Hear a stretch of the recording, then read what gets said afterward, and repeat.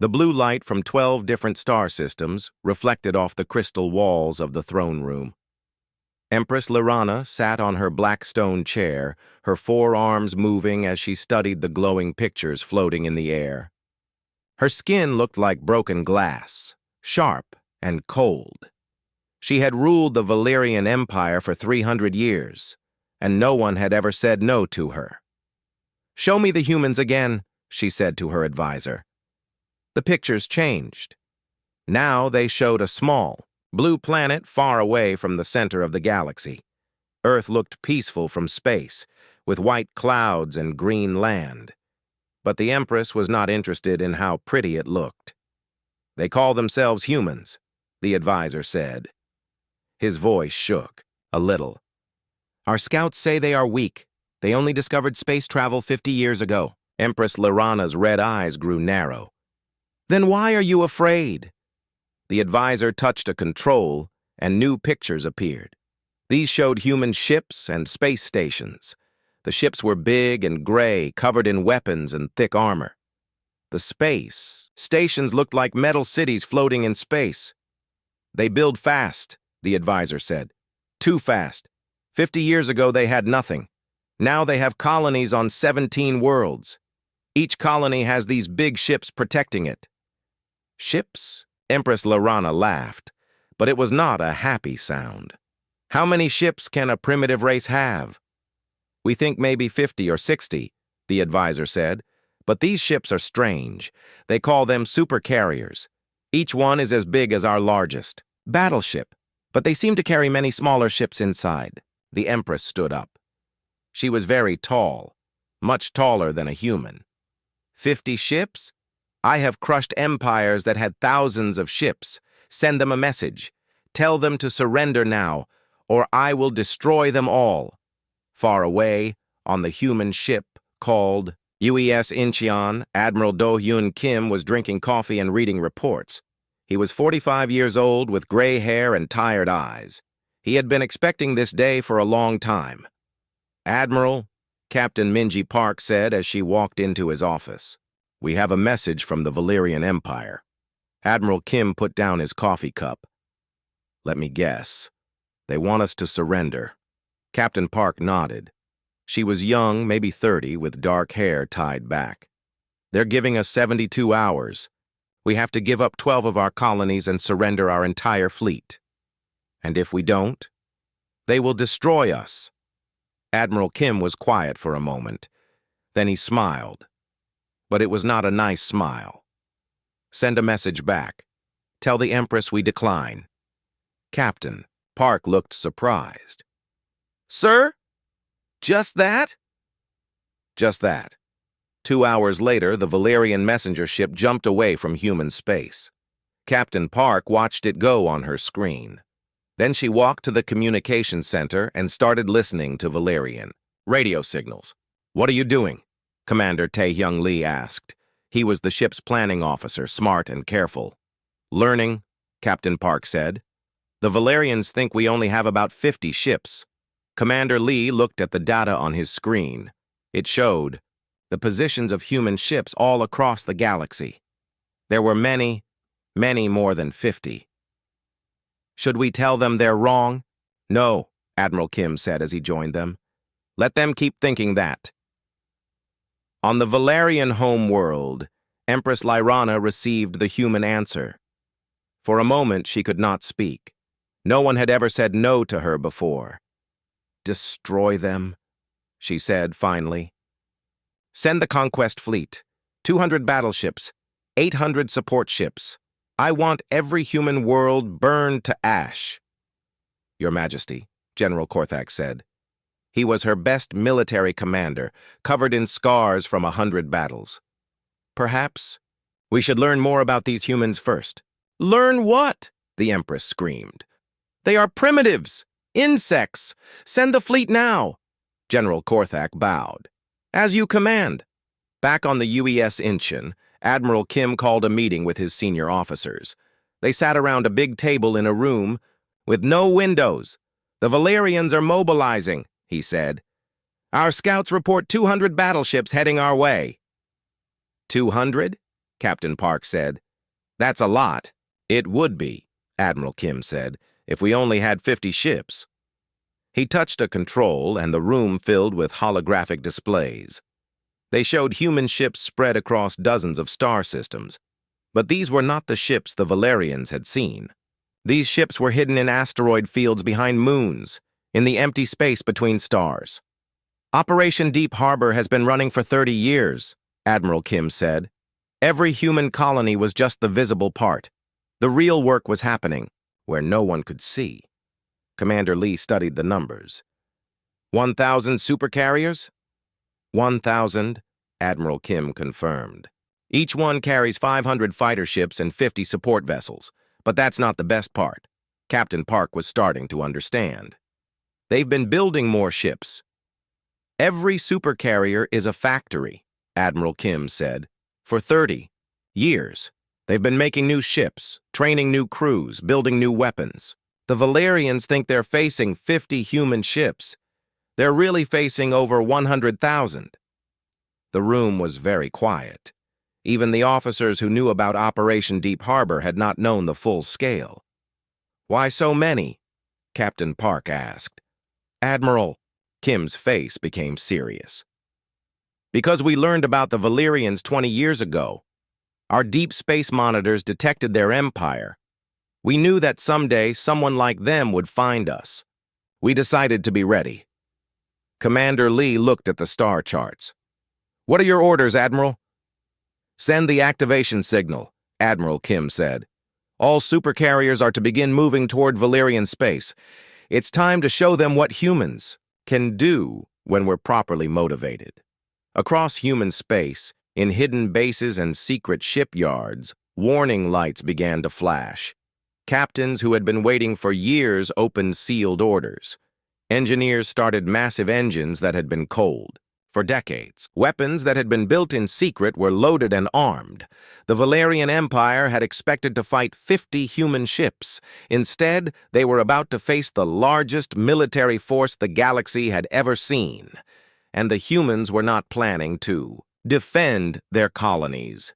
They were planning to attack. Captain Park watched her instruments as the first wave of human ships began to move. Admiral, the Hornet's Nest protocol is active. 1,000 supercarriers are leaving their hiding places. Admiral Kim nodded. Good. Send a message to Earth. Tell President Han that the defense of humanity has begun. In space, invisible to Valerian scouts, the human fleet began its advance. Each supercarrier was a small city, carrying thousands of people and hundreds of ships. They moved slowly but steadily toward the heart of the Valerian Empire. The war that would change the galaxy forever had begun. Empress Lyrana walked back and forth in her crystal palace. Her sharp footsteps echoed off the walls. The floating pictures around her showed the conquest fleet moving toward human space. 200 of her best battleships, with thousands of smaller ships following behind. How long until they reach Earth? She asked General Korthak. 2 weeks, Your Majesty, the scarred general replied. The humans will surrender long before then. Our intelligence says they have maybe 60 ships total. They cannot possibly fight our fleet. The Empress stopped walking. You seem worried. General Korthak was quiet for a moment. He had fought many wars for the Empire. Something about this felt different, but he could not say what. The humans refused our demand very quickly. Most species ask for time to think. They are too stupid to understand the danger, Empress Lyrana said. When they see our fleet, they will beg for mercy. On Earth, President Su Yung-han sat in an underground bunker deep below the capital city. The room was full of screens showing star maps and ship positions. Military officers moved quickly between the displays, updating information and sending orders. Admiral Choi is here, her assistant said. Admiral Jinwoo Choi walked into the room. He was older than Admiral Kim, maybe 60, with white hair and calm eyes. He commanded the Second Fleet, but no one except the president knew what that meant. Madam. President, Admiral Choi said with a bow. Admiral, please tell me we're ready for this. Admiral Choi touched a control panel.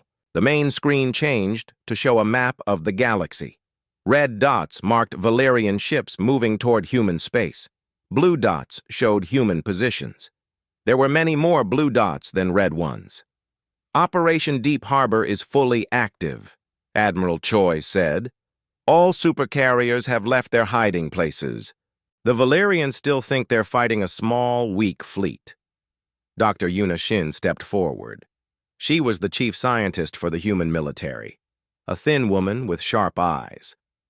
Madam President, I need to explain something important about our supercarriers. President Han nodded. Go ahead, Doctor.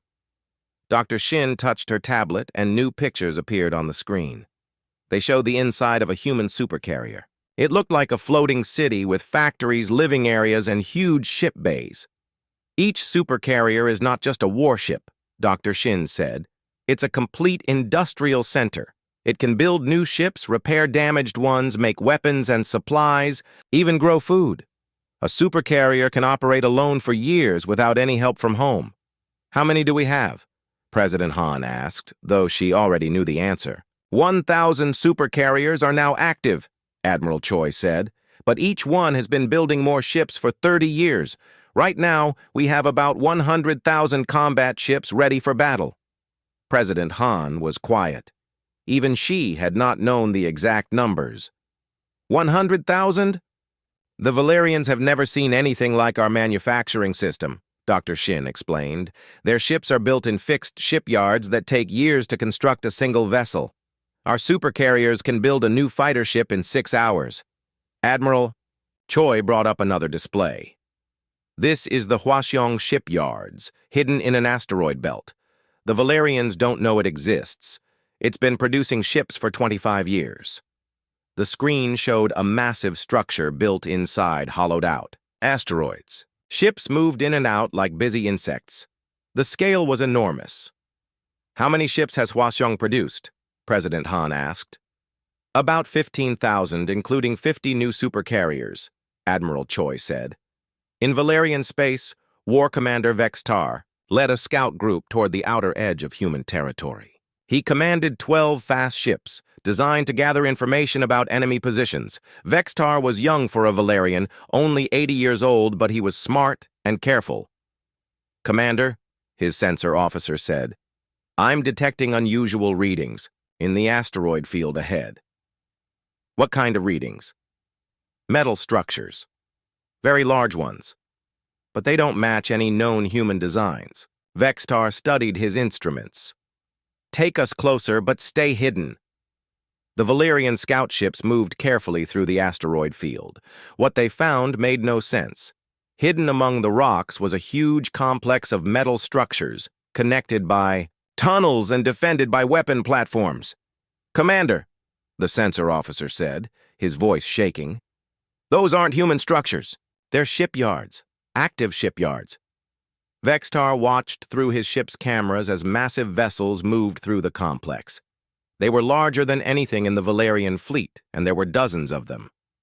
How long has this been here? He asked. The metal looks old, Commander. Maybe 20 or 30 years. Vextar realized what this meant. The humans had been building secretly for decades. Send an emergency message to the Empress. Tell her the humans have hidden shipyards. Many. Hidden shipyards. Should we attack, Commander? Vextar looked at the size of the human facility, then at his 12 small scout ships. No.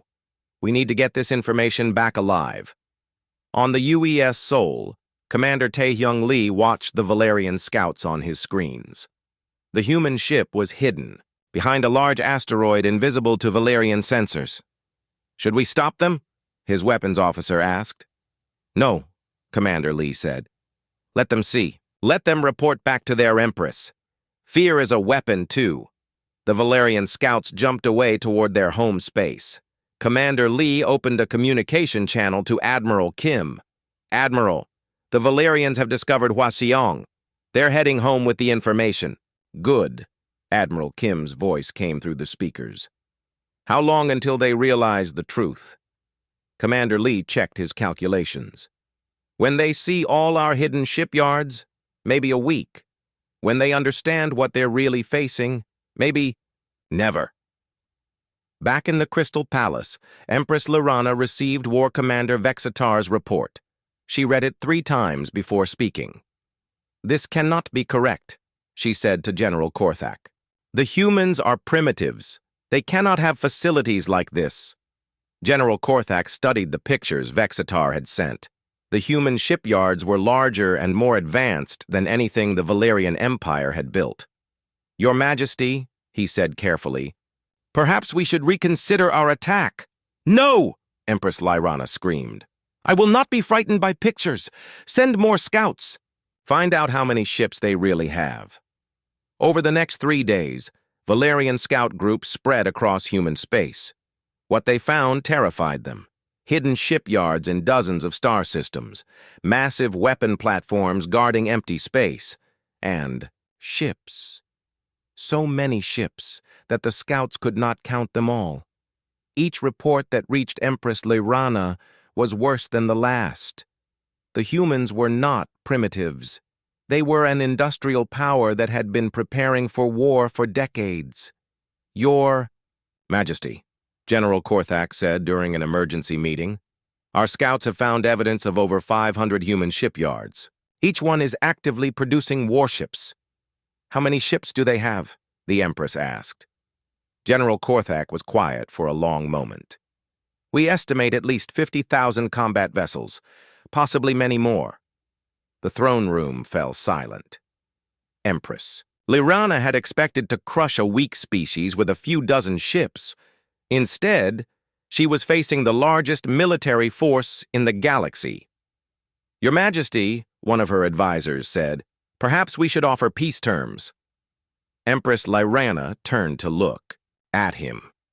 Her red eyes were full of rage. "I am the Empress of 12 star systems. I do not make peace with insects. Double the size of our attack fleet. Call back ships from every corner of the Empire. We will show these humans what real power looks like." But in her heart, Empress Lyrana was beginning to understand that she had made a terrible mistake. The humans were not insects. They were something much more dangerous. They were prepared. Captain Hyunwoo Nam moved his stealth ship through the darkness between stars.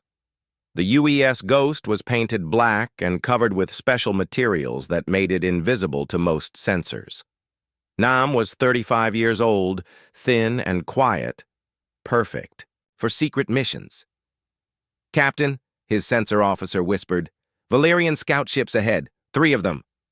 Nam looked at his screen. The Valerian ships were moving toward a human asteroid base. They did not know the Ghost was following them. "Let's see what they find," Nam said. The Valerian scouts approached what looked like a normal asteroid mining operation. Captain Nam smiled.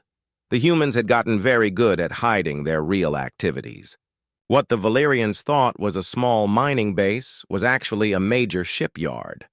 War Commander Vexatar stood on the bridge of his lead scout ship. After finding the first human shipyard, he had been ordered to search for more. What he was seeing now made him feel sick.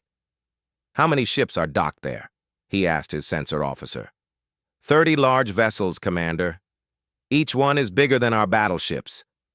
Vextar watched through his ship's cameras as massive human vessels moved around the asteroid base. They were not like Valerian ships, which were built for beauty and to show power. Human ships looked like tools, ugly but dangerous. "Commander," another officer said, "I'm detecting more structures throughout this asteroid field. This is not a mining operation. This is a military base." "A big military base," Vextar said quietly. Captain Nam listened to the Valerian communications. He could understand their language because human intelligence had been studying the Valerian Empire for 20 years. "They're starting to understand," he told his crew. "Send a report to Admiral Kang. Tell her the Valerians are finding our shipyards." Admiral Sun-Hee Kang received the message in her office on Luna Base, hidden on the far side of Earth's moon. She was the head of human intelligence, a job that required her to know everything about everyone. She was 50 years old, with gray hair and eyes that missed nothing. "How many shipyards have they found?" she asked her assistant. 17 so far, the young man replied, "but they've only searched about 10% of our space." Admiral Kong looked at the star map on her wall. It showed the real positions of human forces. There were shipyards in over 200 systems, hidden bases on 1,000 asteroids, and weapons platforms in places the Valerians would never think to look. "Let them keep looking," she said. "The more they find, the more frightened they'll become." On the UES Busan, engineer Ji-Young Kwon was explaining supercarrier technology to a group of visiting officers. The Busan was one of the newer supercarriers, nearly 2 kilometers long and half a kilometer wide. "The key is modular construction," Kwon said as they walked through the ship's factory levels. "Every part of a supercarrier can be changed for different missions." "How quickly?" one of the officers asked. "We can reconfigure from a factory ship to a battle carrier in 12 hours, Kwon said. "From a medical ship to a fortress in 8 hours. The Valerians build ships for one purpose. We build ships that can do anything." They stopped at a viewing window that looked out over the ship's main construction bay. Robot arms were assembling fighter ships while human workers installed weapons and electronics. "How many ships can the Busan build in a day?" another officer asked. 20 fighter ships, 5 support vessels, or 1 destroyer, Kwon replied.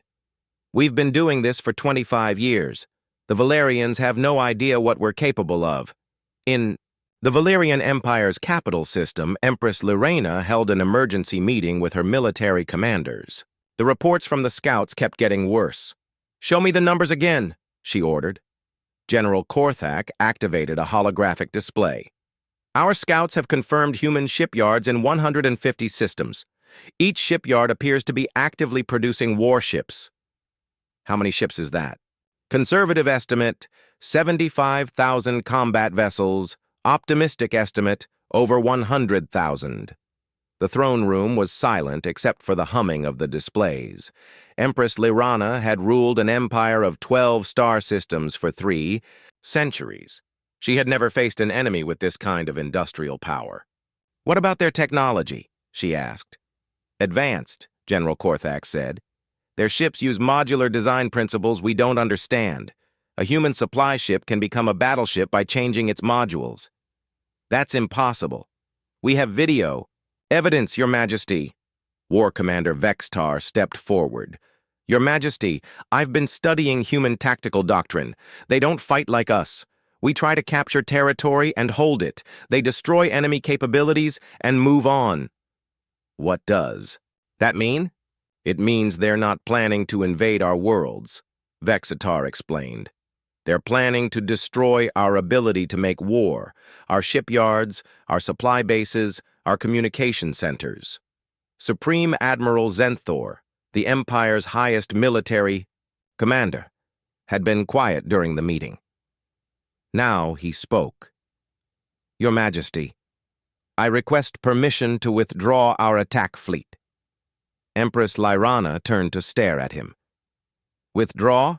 We are facing an enemy that outnumbers us 10 to 1 with superior industrial capacity and unknown technology. Attacking them would be suicide." "I am the Empress of the Valerian Empire," Lyrana screamed. "I do not withdraw from insects." "These are not insects," Admiral Zenthor said calmly. "These are the most dangerous military force the galaxy has ever seen." Captain Nam's stealth ship continued to follow Valerian scouts as they discovered more human facilities. The Ghost moved silently, through space, recording everything and sending reports back to human command. "Captain," his communications officer said, "I'm intercepting Valerian military communications. They're calling for reinforcements." "How many?" "Every available ship in the Empire. They're mobilizing everything they have." Nam smiled grimly. "Good. When all their ships are in one place, they'll be easier to destroy." On Earth, President Han met with her top advisors in the underground bunker. The room was tense as reports came in from across human space. The Valerians know about our shipyards, Admiral Choi reported. They're mobilizing their entire fleet. How long until they attack? President Han asked. 4 days, maybe 5. Dr. Shin stepped forward with her tablet. Madam President, all supercarriers are now in position. Operation Typhoon is ready to begin. Typhoon? While the Valerians are gathering their ships to attack us, we're going to attack them. Every major Valerian military facility will be hit simultaneously. President Han looked at the star map showing human forces spread across the galaxy. How many supercarriers are we committing? All of them, Admiral Choi said. 1,000 supercarriers, supported by 50,000 smaller ships, the largest military operation in human history. And if we lose? We won't, Dr. Shin said. The Valerians still don't understand what they're facing. They think we're defending our colonies. We're not. We're dismantling their empire. In her crystal palace, Empress Lyrana received the final scout reports. The numbers were staggering. The humans had military facilities in over 300 star systems. Their fleet was larger than the combined forces of every known species. In the galaxy. Your Majesty, General Korthak said, I strongly recommend we offer peace terms. Never, Empress Lyrana said. Ready the Grand Fleet. Every ship, every weapon, every soldier. We will destroy them or die trying. But as she spoke, Empress Lyrana felt something she had never experienced before in her 300 years of life. Fear. The humans were not primitives. They were not insects. They were an industrial war machine that had been preparing for this moment for 30 years. And now, that machine was about to show the Valerian Empire what real power looked like. In space, invisible to Valerian sensors, 1,000 human supercarriers began their final approach toward the heart of the enemy empire. Each ship carried thousands of people and hundreds of smaller vessels. Each ship was capable of building its own replacement fleet. The Valerian Empire was about to learn why you should never threaten Earth's children. Fleet Admiral Cusick Park stood in the command center of the UES Dokdo, the largest supercarrier in the human fleet. The ship was 3 kilometers long and served as the mobile headquarters for all human forces. Around him, hundreds of officers worked at control stations, coordinating the movements of 1 million ships across the galaxy. Report, Admiral Park said to his chief of staff. All supercarriers have reached their jump points, the officer replied. 1,000 ships ready for Operation Typhoon, supporting fleet of 60,000 vessels in position. Admiral Park was 60 years old, with silver hair and steady hands. He had been planning this operation for 15 years, hoping he would never have to use it. But the Valerians had forced his hand. What's the status of the enemy fleet? Supreme. Admiral Zenthor has gathered 800 ships at Kepler Prime. They're preparing to advance on our colonies. Admiral Park smiled without humor. They're still thinking defensively. Show me the target list. The main display changed to show a map of Valerian space. Red symbols marked every major military installation, shipyard, supply depot, and command center in the Empire. There were hundreds of targets spread across 12 star systems. First wave hits in 6 hours, Admiral Park said. Signal all units. Operation Typhoon is now active. Captain Dae-hyun Yu received the signal aboard his supercarrier, the UES Gangnung. He commanded the first strike group, 200 supercarriers configured for rapid assault. His mission was simple: destroy everything that could make war. All ships, this is Gangnung Actual, he broadcast to his fleet. Jump in 30 seconds. Remember, we're not here to capture anything. We're here to dismantle their war machine. The first strike group vanished in flashes of light, jumping across space toward Valerian targets. Captain Yu was 42 years old, aggressive and smart. He had trained for this mission his entire career. On the Valerian fortress world of Kepler, Prime Supreme Admiral Zenthor was reviewing attack plans when alarms began to sound. He was an old warrior, covered in scars from a dozen wars, but he had never heard alarms like these. "What's happening?" he demanded. "Multiple contacts jumping in system," his sensor officer reported. 50 large vessels, unknown configuration. 50 ships? Admiral Zenthor relaxed. "A human scouting force. Destroy them." But as he watched his displays, Admiral Zenthor realized this was not a scouting force. Each of the 50 human ships was larger than his biggest battleship, and they were launching smaller vessels by the hundreds. "Admiral," his communications officer said, "we're receiving a message from the human fleet." "Put it through." Captain Yu's face appeared on the screen. "Supreme Admiral Zenthor, this is Captain Yu of the Human Defense Force. You have 60 minutes to evacuate all personnel from Kepler Prime's orbital facilities. After that time, we will destroy them."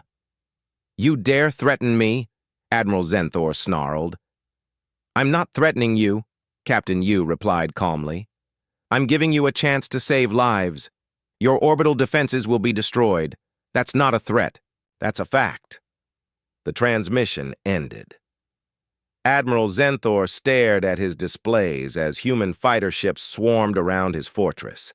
He had 800 ships defending Kepler Prime. It should have been enough to stop any attack he was about to. Learn how wrong he was.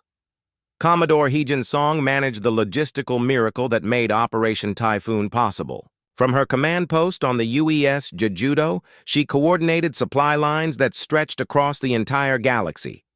"Status report," she requested from her senior staff. "All supercarriers report green status," her logistics officer said.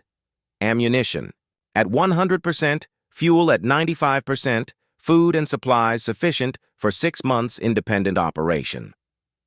Commodore Song was 38 years old, brilliant with numbers and planning. She had designed the human military's supply system from scratch, making it possible for the fleet to operate without returning to base. What about replacement ships? All supercarriers are manufacturing at full capacity. Current production rate, 2,000 fighter ships per day, 400 support vessels per day, 50 destroyers per day. And the Valerians? Their largest shipyard can produce maybe 10 ships per day. We're outbuilding them 200 to 1. The battle for Kepler Prime began with a demonstration of human manufacturing capability. Instead of immediately attacking, Captain Yu's supercarriers began building ships in full view of the Valerian defenders. "Admiral," a Valerian officer said to Zenthor, "the human ships are constructing additional vessels." "That's impossible. You can't build ships in the middle of a battle." "Sir, they've produced over 200 fighter craft in the last 30 minutes. Admiral Zenthor watched in disbelief as human supercarriers opened like flowers, revealing massive internal factories. Robot arms assembled new ships, while the supercarriers continued to move and fight. "How many ships do they have now?" he asked. "Approximately 5,000, Admiral, and the number is increasing." Admiral Zenthor had spent his entire life studying military tactics. Nothing in his experience had prepared him for an enemy that could manufacture reinforcements during battle. "Attack!" he ordered. "All ships, attack the human fleet." The Valerian fleet charged toward the human supercarriers. 800 ships against 50 seemed like good odds. But the humans did not fight like any enemy Admiral Zenthor had faced before. Instead of meeting his charge head-on, the human supercarriers spread out and began launching thousands of smaller ships. Each supercarrier opened multiple launch bays, releasing swarms of fighters and attack vessels. "Admiral," his sensor officer reported, "the humans have launched approximately 15,000 small craft." "Impossible." "Sir, each of their large ships appears to be carrying hundreds of smaller vessels." The space around Kepler Prime filled with human ships. They moved in coordinated patterns, hitting Valerian vessels from multiple directions while avoiding return fire. It was like fighting, a swarm of angry insects. Major Ji-Yun Ryu led the marine assault on Kepler Prime's main communication center. Her job was to capture the facility intact, then use it to disrupt Valerian military communications across the Empire. Remember, she told her team as their assault ship approached the station. We need the equipment working. Disable the defenders. Don't destroy the base. Major Ryu was 34 years old, tough and experienced. She had trained for zero-gravity combat since she was 18.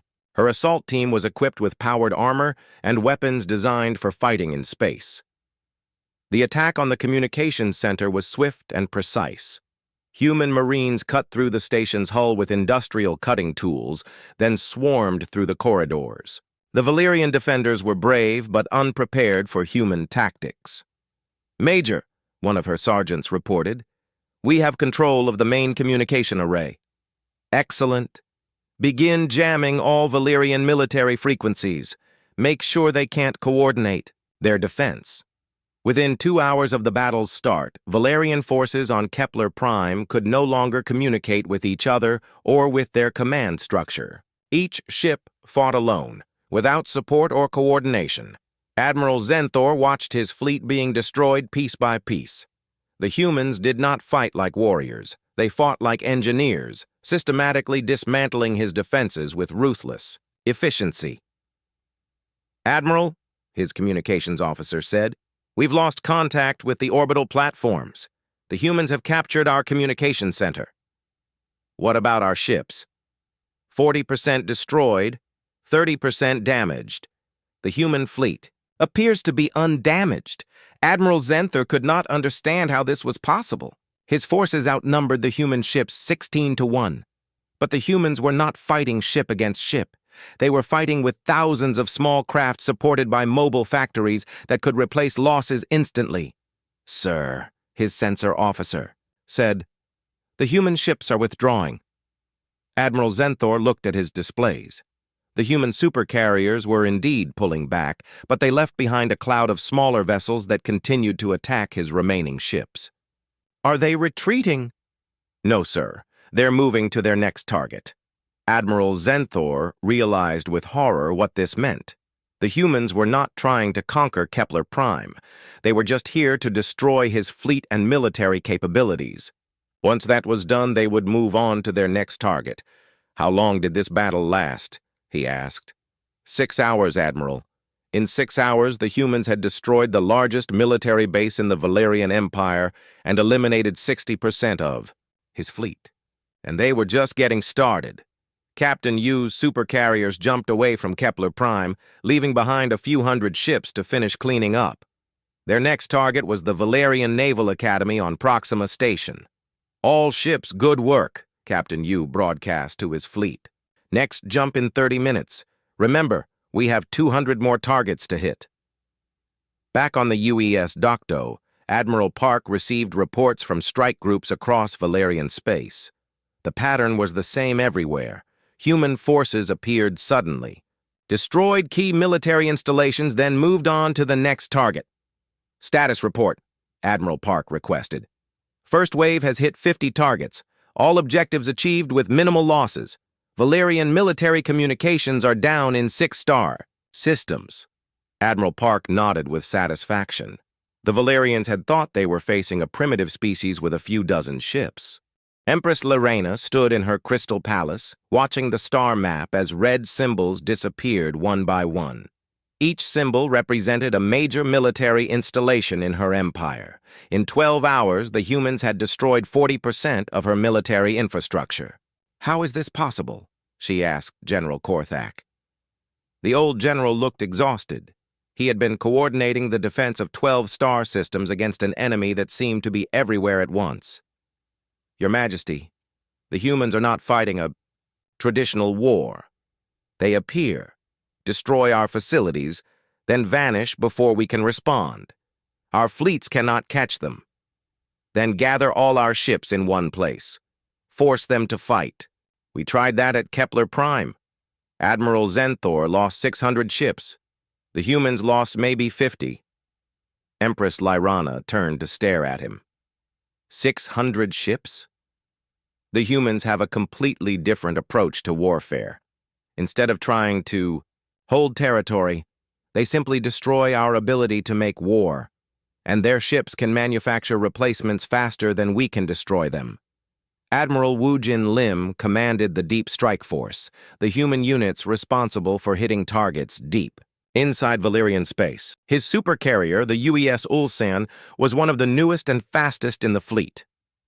Target acquired, his navigator reported.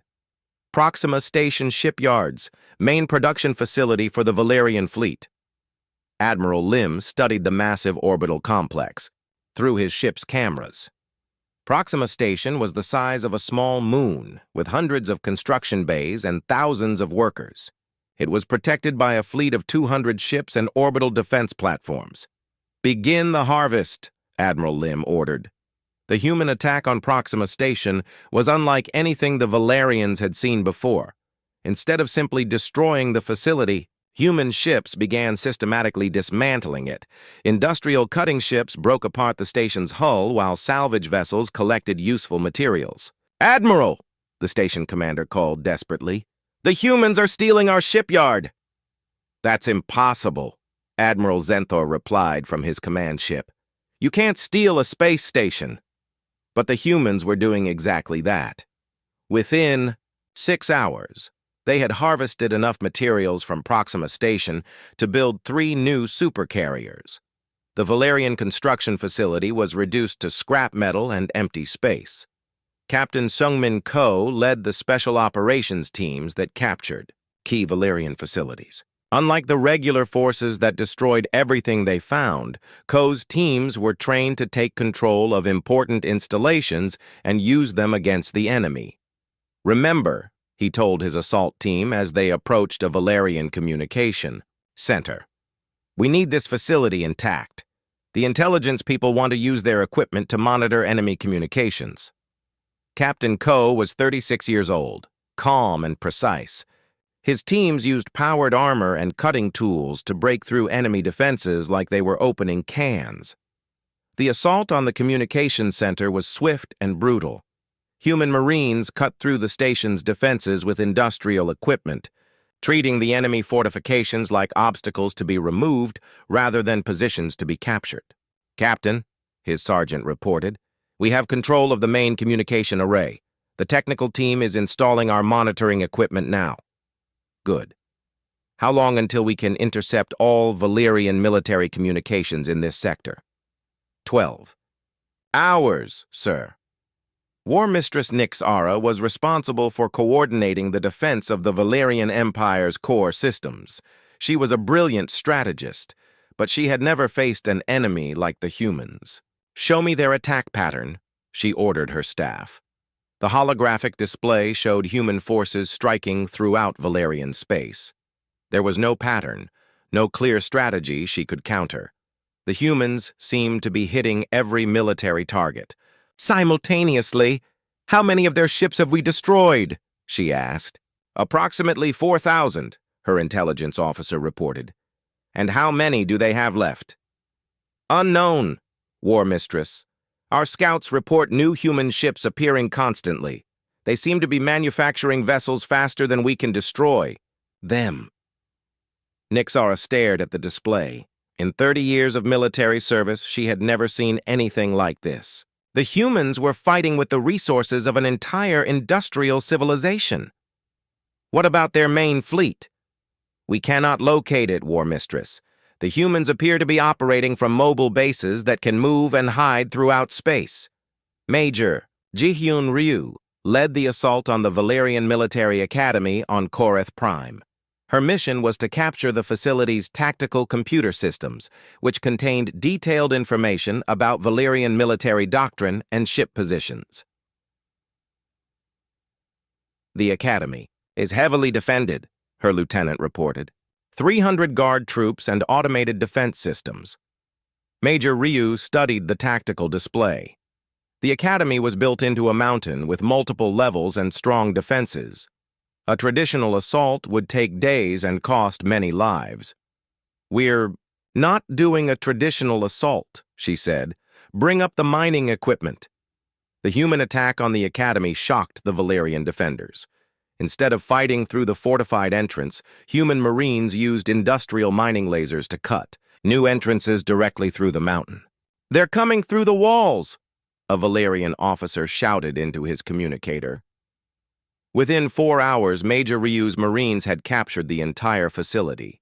The Valerian defenders were brave, but they could not fight enemies who treated solid rock like an inconvenience. "Major," her technical specialist reported, "we have access to their military computers. The intelligence people are going to love this." "Download everything," Major Ryu ordered. "Ship movements, base locations, strategic plans, take it all." Empress Lirana received the news of Koreth Prime's fall while meeting with her remaining military commanders. The academy had been considered impregnable, protected by natural defenses and elite troops. "How did they break through our defenses so quickly?" she demanded. "They used mining equipment, Your Majesty," General Korthak replied. "Industrial cutting, lasers powerful enough to slice through solid rock. Our fortifications were designed to stop military weapons, not construction tools." "What else have we lost?" The general activated a holographic display showing the current state of the Empire. Half the systems were marked in red, indicating lost or damaged military facilities. 37 major shipyards destroyed or captured, 65% of our communication network offline. Most of our supply depots have been harvested by human salvage ships. Harvested? The humans don't just destroy our facilities, Your Majesty. They dismantle them and use the materials to build more ships. We're not just losing the war, we're funding their expansion. The tide of battle turned decisively when human forces captured the main Valerian shipyards at Proxima Station. Instead of destroying the facility, human engineers converted it to their own manufacturing specifications within 72 hours. Admiral Lim watched from his command ship as the captured shipyard began producing human vessels. The sight of Valerian infrastructure building ships for humanity broke the morale of nearby enemy fleets. "Admiral," his communications officer reported, 3 Valerian battle groups are requesting permission to surrender. Tell them to power down their weapons and wait for instructions," Admiral Lim replied. "We'll process their surrender after we finish with Proxima." The psychological impact of seeing their own shipyards turned against them was devastating to Valerian forces throughout the region. Military units that had been fighting desperately began laying down their arms. Back on the UES Dokdo, Fleet Admiral Park received reports from across the battlefield. The pattern was clear. Valerian resistance was collapsing as their military infrastructure was systematically dismantled. "Status report," Admiral Park requested. 70% of Valerian military production capacity is offline, his chief of staff reported. Their remaining forces are scattered and unable to coordinate effectively. Most importantly, we've captured their main strategic computer system. What did we learn? The location of every Valerian military facility, ship, and secret base. Also, their complete tactical doctrine and command structure. Admiral Park nodded, with satisfaction. The war was effectively over, even if the Empress didn't realize it yet. "Signal all units to begin Phase 3, he ordered. "Time to knock on the Empress's front door." Empress Lirana stood alone in her crystal palace, watching, as the holographic star map showed human forces advancing toward her home system. In 3 days, they had destroyed the military power she had spent 3 centuries building. "Your Majesty," General Korthak said as he entered the throne room, "the humans are demanding a meeting." "A meeting?" "They want to discuss surrender terms." Empress. Lirana laughed, but it was a bitter sound.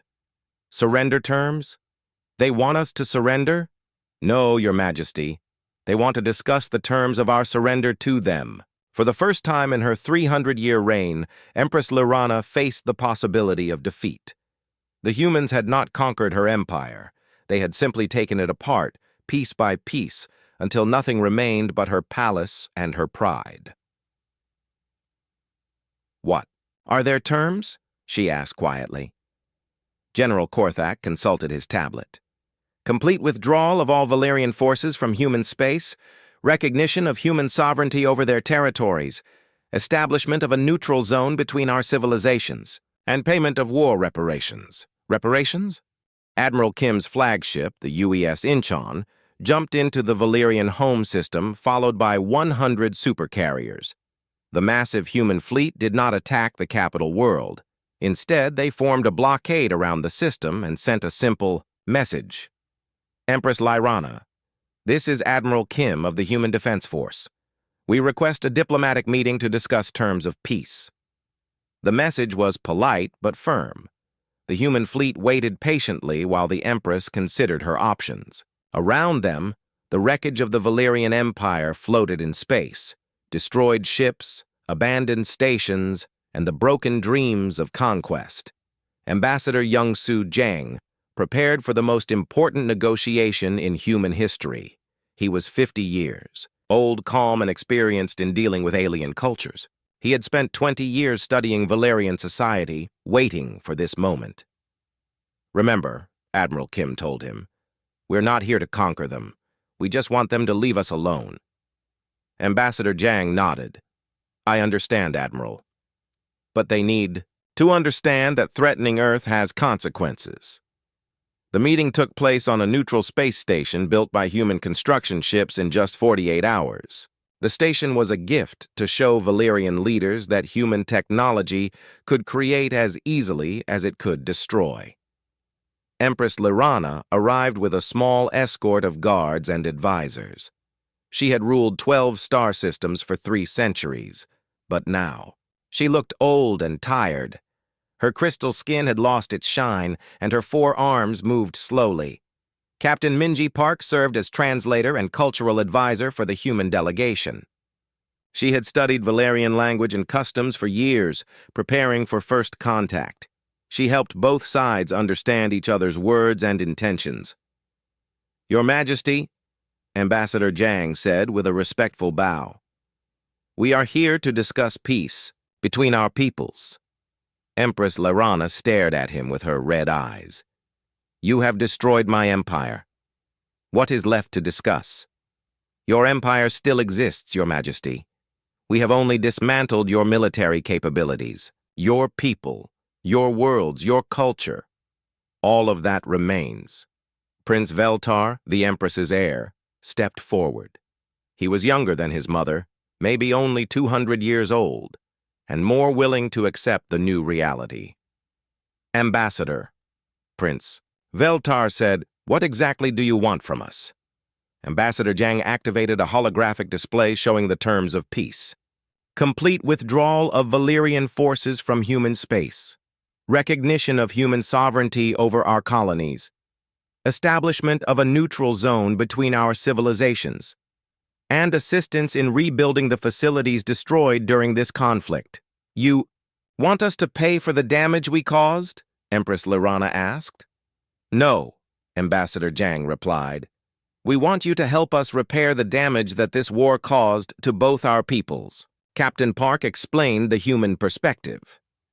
Your Majesty, this war started because your empire demanded our surrender. We were willing to coexist peacefully. We still are. Coexist? Empress Lyrana laughed bitterly. You have weapons that can destroy star systems. Why would you allow us to exist at all? Admiral Kim entered the meeting room at that moment. He was still wearing his military uniform, but his manner was respectful rather than threatening. Because destruction is not our goal, Your Majesty, Admiral Kim said. We built our fleet to defend ourselves, not to conquer others. If you leave us in peace, we will leave you in peace. Prince Veltar looked at the holographic displays showing human industrial capacity. Admiral, your people built this fleet in secret for 30 years. Why?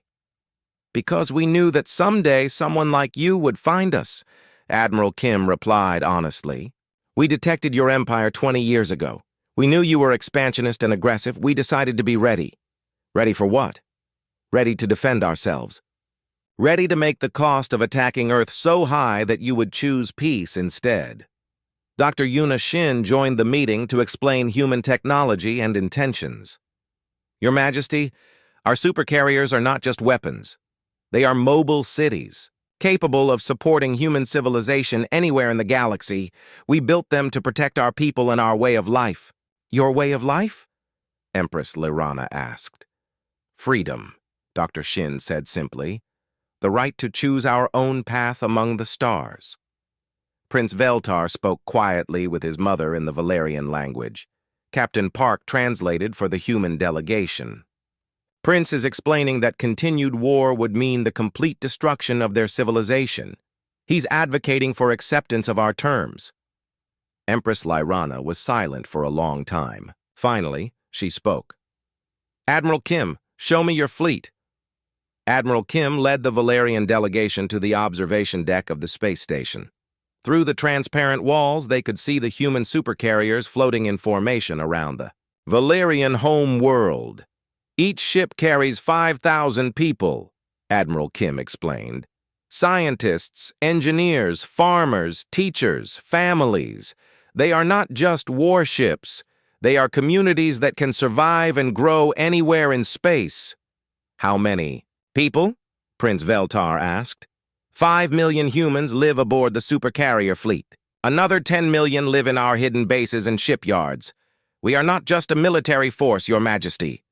We are a mobile civilization. Empress Lyrana stared at the human ships. Why did you not tell us this before? Because you demanded our surrender before asking who we were, Admiral Kim replied. You saw us as primitives to be conquered rather than people to be understood. Dr. Shin activated a control panel, and one of the nearby supercarriers began to reconfigure itself. The ship's hull opened like a flower, revealing vast internal spaces filled with gardens, cities, and manufacturing facilities. This is what we really are, Dr. Shin said. Not conquerors, but builders. We can create new worlds, new civilizations, new possibilities. We wanted to share that with the galaxy. And now? Empress Lyrana asked.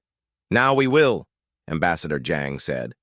But on our terms, with our safety assured. Prince Veltar looked at his mother. The choice is clear. We can accept their terms and rebuild our civilization in peace, or we can continue fighting and lose everything. Empress Lyrana was quiet for another long moment. Then she turned to face Admiral Kim. Admiral, I have ruled for 3 centuries. I have conquered dozens of worlds and defeated countless enemies. But I have never faced anything like your people. Your Majesty? You could have destroyed us completely. Instead, you offer us peace. Why? Admiral Kim chose his words carefully. Because destruction serves no purpose. We want to explore the galaxy, to learn and grow and build new things. We cannot do that if we spend all our time fighting wars. What guarantee do I have that you will not attack us in the future? The same guarantee we had that you would not attack us, Admiral Kim replied. None. But peace benefits everyone, Your Majesty. War only benefits those who profit from destruction. Empress Lyrana looked out at the human fleet one more time. Then she turned to Ambassador Jang. I accept your terms, she said quietly. The peace treaty was signed aboard the new space station. Representatives from both civilizations put their names to a document that would change the galaxy forever. Ambassador Jang shook hands with Prince Veltar while their advisors worked out the details. Captain Park facilitated the complex negotiations, helping both sides understand each other's needs and concerns. There is one more thing, Admiral Kim said as the ceremony concluded. We would like to establish joint exploration missions, human and Valerian crews working together to discover new worlds. Prince Veltar looked surprised. You would trust us with your technology? Trust is earned, Admiral Kim replied. But it has to start somewhere. As the Valerian delegation prepared to return home, Empress Lyrana spoke privately with Admiral Kim. Admiral, what will you do now that the war is over? Continue our mission, Your Majesty. Protect Earth, explore the galaxy, and build a better future for all sentient life. And if another empire threatens you? Admiral Kim smiled. Then they will learn the same lesson you did. Humanity will defend itself, whatever the cost. 5 years later, the galaxy had been transformed. Human supercarriers served as mobile embassies and research stations throughout known space. The Valerian Empire, rebuilt and reformed, had become humanity's first major ally among the stars. Captain Park, now Admiral Park, commanded the joint human-Valerian exploration fleet that searched for new civilizations and new worlds. The lesson of the war had spread throughout the galaxy. Humanity would share the stars peacefully, but they would not be threatened or bullied. The 1,000 supercarriers continued their eternal patrol, moving between the stars like mobile cities. They carried with them the hopes and dreams of Earth's children and the promise that no one would ever again mistake human kindness for human weakness. In her crystal palace, Empress Lyrana looked up at the stars and thought about the strange species that had taught her empire the true meaning of strength. The humans had not conquered the Valerians. They had freed them from the burden of constant conquest. And in the depths of space, Admiral Kim stood on the bridge of the UES Incheon and watched new worlds being born around distant stars. The galaxy was vast and full of wonders, and humanity was finally free to explore it all. The war was over. The peace had begun, and Earth's children continued their journey among the infinite stars.